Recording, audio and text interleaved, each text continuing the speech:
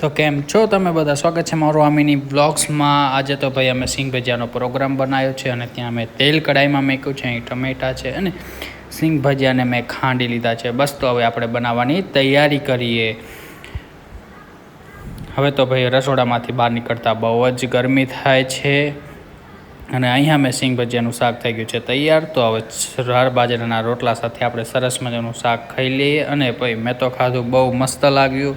તો તમે પણ એકવાર જરૂર બનાવો આ શાક, બહુ મજા આવશે।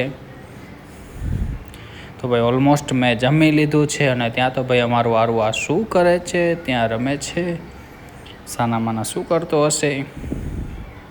અને પડી ગઈ છે સાંજ અને વરસાદનો માહોલ છે અને અમારું આરું પણ અહીંયા રમે છે, તેને પણ ખૂબ મજા આવે છે અને ત્યાંનો બાટલા સાથે તે રમે છે।